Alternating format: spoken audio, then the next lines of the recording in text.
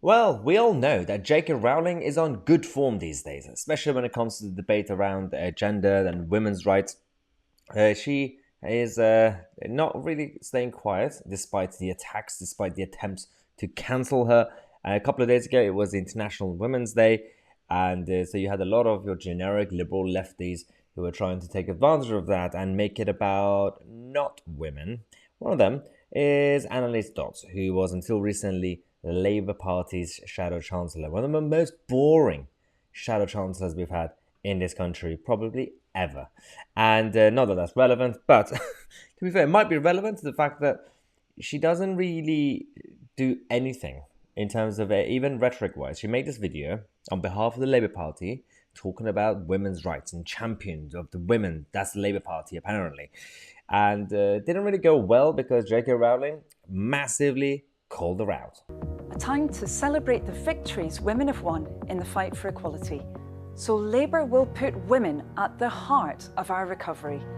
Labour will lift women up, not hold them back, because we are the party of equality.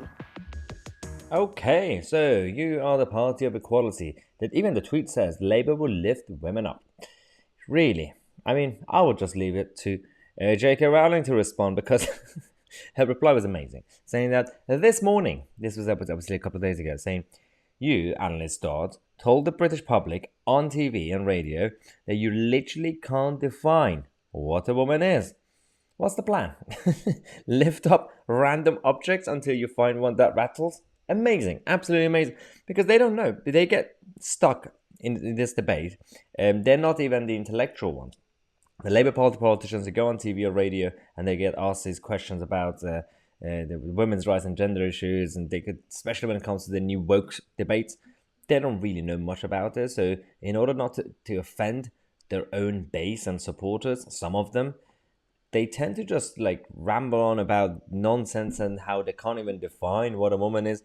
It's a bit awkward because some of them have been replying to J.K. Rowling saying, do you really want your legacy to die on this hill, J.K. Rowling? And she just said, yes, sweetheart.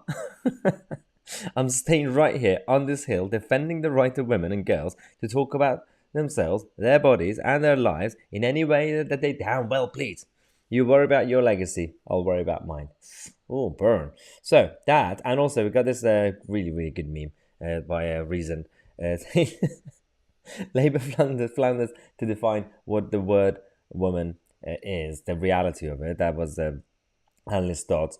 And then J.K. Rowling said on the same day, apparently under a Labour government, today will become We Who Must Not Be Named Day. That's reference to Harry Potter. So J.K. Rowling is refusing to be cancelled, and that's the whole point of the counterculture and the fight back. Regardless of any backlash that you receive, if you believe in your values, if you believe in what you stand for, then don't back down. Just you don't have to be completely aggressive and rude, but just try not to. Don't apologize and don't back down for no reason. Don't randomly try to please everybody for the sake of it.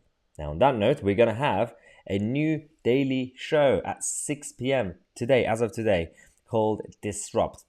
It's the show is there to disrupt the mainstream media cycle, the lies, the spins, the propaganda, and the current issue is the Ukraine brief. So for the foreseeable future, we're going to give you all the updates on the Ukraine brief, the issues that's going on with the conflict from the perspective of new media, not the mainstream media's old dinosaur and outdated lies and propaganda machine. So make sure to subscribe to the channel and click on the bell next to it. And 6 p.m., as I said, make sure to tune in for Disrupt.